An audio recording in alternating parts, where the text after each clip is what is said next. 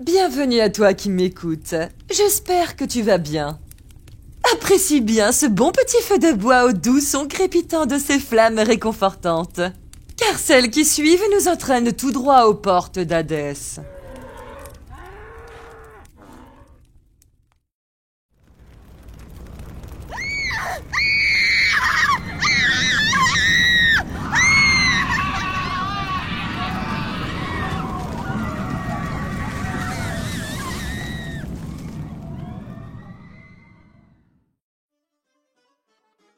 Aujourd'hui, plongeons dans l'histoire d'un des personnages les plus controversés de l'Antiquité, Phalaris, le tyran d'Akragas.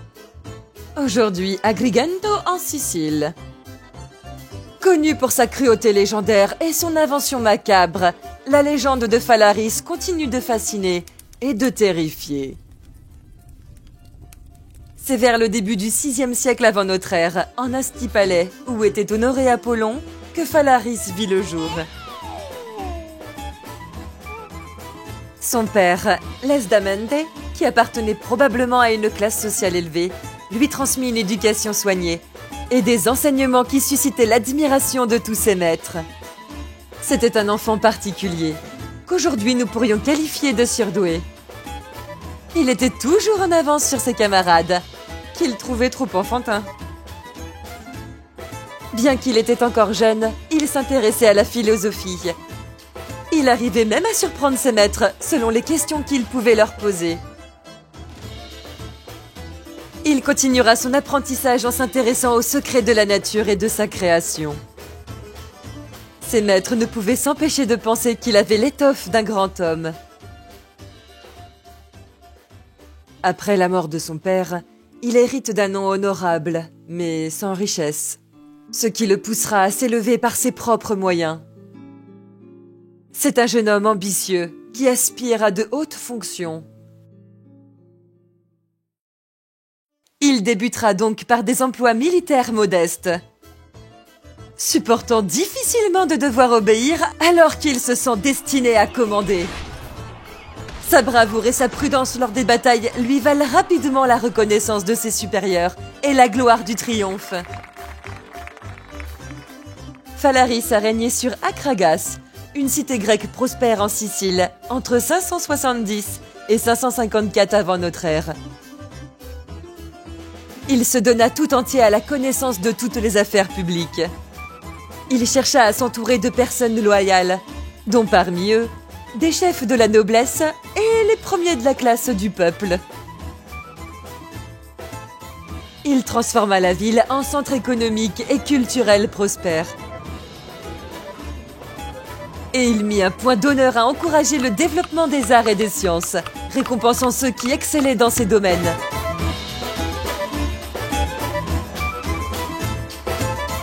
En revanche, il réprimait le vice et le libertinage, afin de pouvoir mieux élever la vertu. Durant son règne, des personnes chercheront à le faire tomber. Et c'est là qu'avec l'aide de l'artisan Périos, que naîtra le fameux taureau d'airain.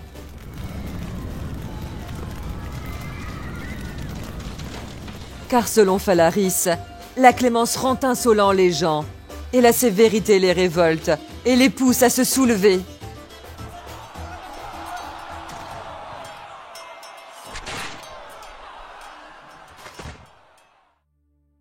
Attardons-nous maintenant sur cette machine d'exécution terrifiante.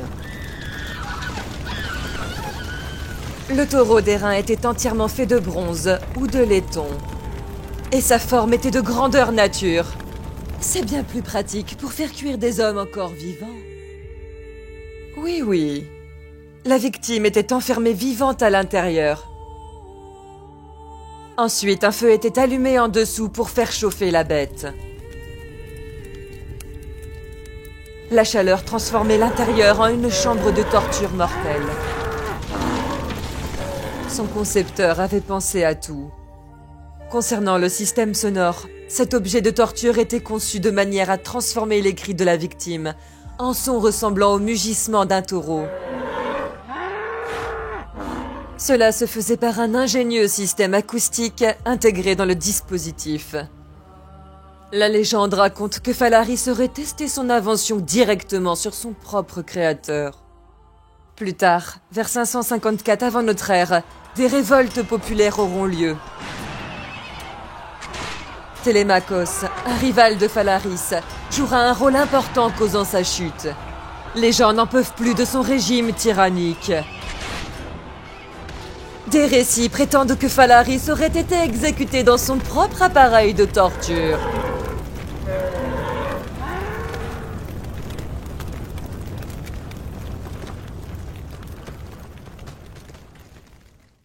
Les plus vieux écrits mentionnant le taureau d'airain sont ceux de l'historien grec du IIe siècle avant Jésus-Christ, Polybe. Il rapporte que cet outil de torture aurait été transporté d'Agrigente à Carthage et qu'il l'aurait observé lors d'un voyage en Afrique. Néanmoins, cette description repose sur des témoignages qui ne peuvent être vérifiés. Et à ce jour, aucune découverte archéologique n'a confirmé l'existence du taureau d'airain. Les récits disponibles proviennent de sources littéraires et historiques rédigées bien après l'époque de Phalaris. Il pourrait peut-être s'agir d'une invention de propagande destinée à ternir sa réputation. Après tout, trafiquer le passé, ce n'est pas comme si ce n'était jamais arrivé dans l'histoire de l'humanité. Et le taureau, symbole de force vitale et virile et de fécondité. On le retrouve dans la mythologie grecque, où il a une grande place. As-tu déjà entendu parler de l'histoire de Zeus et Europe? Fille du roi phénicien Agénor, Europe se promenait un jour sur une plage entourée de ses amis. Dotée d'une grande beauté, elle attira l'attention de Zeus, qui décida de l'enlever. Afin de s'en approcher sans l'effrayer, il se transforma en un taureau blanc majestueux, doux et inoffensif. La combine du dieu rusé fonctionna, et elle grimpa sur son dos.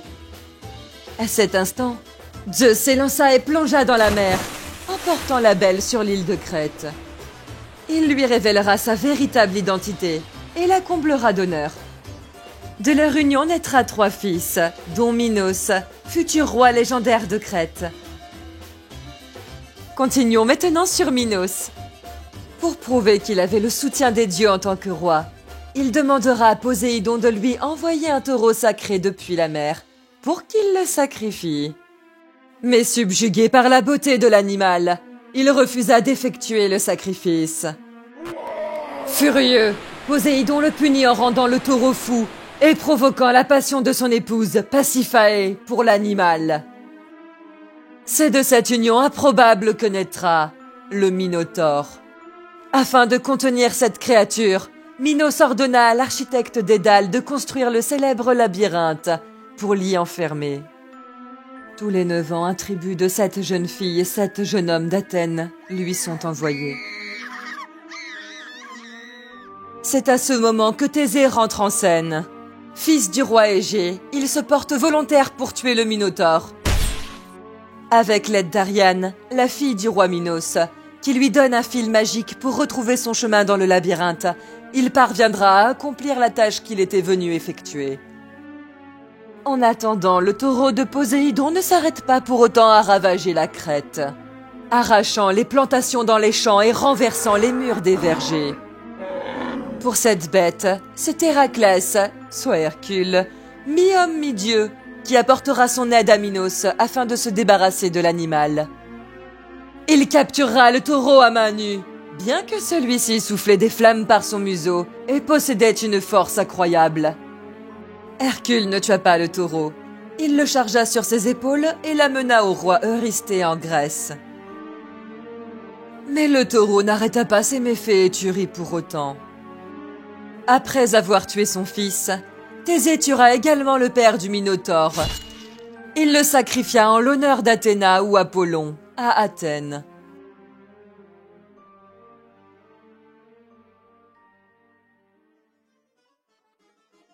Parlons maintenant d'un autre récit faisant partie de la mythologie grecque. C'est l'histoire d'un homme, fils légitime du roi Aizoniolkos, mais dont l'oncle Pélia a usurpé le trône. Alors qu'il revendique sa couronne, Pelia, qui ne veut renoncer au pouvoir, lui pose un défi presque impossible à réaliser. Ramener la Toison d'Or, un artefact légendaire gardé en Colchide. Nous voici lancés dans l'aventure de Jason et la Toison d'Or. Notre héros partira en Colchide pour ramener le précieux artefact gardé par le roi Éthès. Ce dernier acceptera de lui céder la toison à condition qu'il accomplisse une série d'épreuves impossibles, dont les fameux taureaux d'airain d'Héphaïstos. Ici, ce sont des créatures magiques. Ils sont gigantesques, entièrement faits de métal, soufflent du feu par leurs naseaux et sont extrêmement dangereux. La tâche de Jason, atteler les taureaux pour labourer un champ enchanté. La gloire et la puissance sont conférées à celui qui ose affronter le taureau. Seuls les vrais héros peuvent accomplir cet exploit. Dans sa quête aux missions impossibles, Jason rassemblera une équipe d'élite, les Argonautes. Elle sera composée de nombreux héros grecs célèbres, comme Héraclès, Orphée, Castor et Pollux. L'histoire de ce héros et sa Toison d'Or a été adaptée en film par Don Chaffee en 1963, sous le titre de Jason et les Argonautes. Après avoir évoqué une infime partie de l'âge des dieux avec l'histoire de Zeus et Europe, et l'âge des héros avec Thésée, Hercule et Jason, passons maintenant au culte en lien avec le taureau. Ici, nous allons évoquer l'ancien culte à mystère du dieu indo-iranien, Mitra.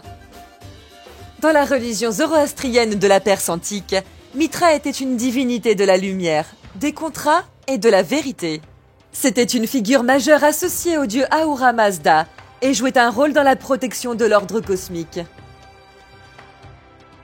Sa naissance terrestre serait le 25 décembre dans une grotte. Dans sa représentation, Mitra tue le taureau. Ce sacrifice se nomme le taureau-bol. Il lui plante son épée dans le flanc. Du sang de l'animal naîtra des plantes bienfaisantes qui calmeront les animaux nuisibles envoyés par Ahriman. Ici, le serpent et le scorpion. Alors que Mitra représente la lumière, le taureau, lui, représente les forces du mal. C'est aux environs du 1er siècle avant notre ère que le culte de Mitra s'est répandu de la Perse à l'Empire gréco-romain. Et le culte s'étendra jusque dans nos contrées. Les Romains en avaient fait un culte à mystère. Les rituels s'effectuaient souvent sous terre, dans des grottes naturelles ou des chambres artificielles. Le culte de Mitra avait une forte dimension cosmique. La tauroctonie, soit le sacrifice du taureau, était vue comme une métaphore du renouvellement de la vie et du pouvoir cosmique. D'un point de vue ésotérique, le culte de Mitra est lié à l'ère du taureau, qui correspond au cycle cosmique. Cela repose sur le concept des âges astrologiques, où chaque ère est définie par le déplacement de l'équinoxe vernal à travers les constellations du zodiaque, en raison du phénomène de la précession des équinoxes. Et juste pour le plaisir de te partager une information dont je n'étais pas du tout au courant, sais-tu quel est l'emblème de la Sicile? Oui, je te laisse chercher. C'est le triskel, ou trinacria. Il est composé de 3 éléments principaux. Les 3 jambes pliées à angle droit disposées en cercle et tournées dans le sens des aiguilles d'une montre, d'une tête de femme au centre, souvent représentée comme une gorgone de la mythologie grecque, ornée de serpents et parfois d'ailes, et d'épis de blé entourant la tête, symbolisant la fertilité et l'abondance de la terre sicilienne. Ce motif est très ancien et a plusieurs niveaux de signification, en lien avec la culture, la mythologie et la géographie. Les jambes symboliseraient les 3 promontoires de l'île, ainsi que le dynamisme et le mouvement perpétuel. Les épis de blé reflètent la richesse agricole de la Sicile. Et la tête de la gorgone aurait un rôle de protection contre le mal, les mauvais esprits et le mauvais œil. Oui, on retrouve bel et bien ce motif chez les Celtes, qui symbolise le mouvement cyclique et l'équilibre entre les forces naturelles. J'espère que tu auras apprécié cette petite vidéo. Sinon, gare à toi, si tu ne veux pas finir brûlé vif dans le taureau. En tout cas, n'hésite pas à partager mes travaux. Et sinon, je te dis à très bientôt.